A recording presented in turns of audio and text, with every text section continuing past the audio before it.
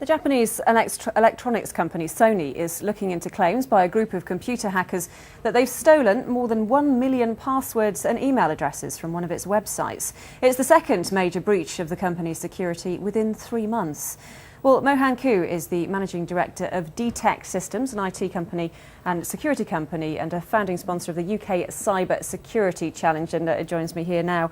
Mohan, it's not been long since the attack on Sony's PlayStation network, just a few weeks ago. So why has this now happened again? Well, I mean, Rachel, the first thing that we need to understand is that this can happen to any organisation out there.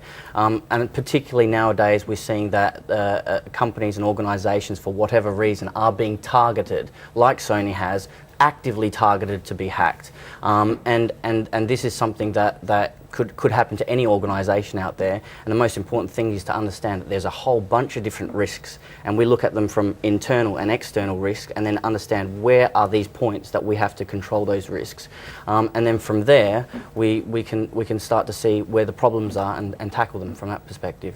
What is the aim of the hackers? I mean, are they trying to steal this information, or are they just trying to expose these security flaws? Well, absolutely, they're trying to steal the information, Rachel. And one of the important things that we've seen in the media in the last day or so, that Sony is saying that the credit card details have not obviously been used so far to get into access into people's accounts, but that's not entirely where it starts and stops. When that information is stolen, that information is valuable. Each record is valuable to a cyber thief out there, and they can sell that and actively trade that on a black market.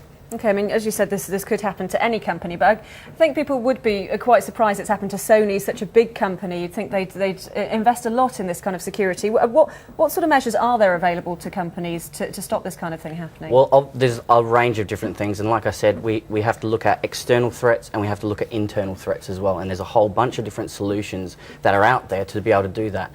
One of the things that Sony says, reportedly, that some of the data that was taken was old data from 2007 database, but actually it's still considered to be personal data. Even if it's expired credit card details, the Information Commissioner's Office will still come after an organisation for having those records and having lost those. So obviously encryption is important to protect those things, but also being able to take control and understand who's accessing them inside and how do we prevent people from outside accessing that information. Okay, well, thank you very much indeed, Mohan from Dtex Systems. It's 7:46.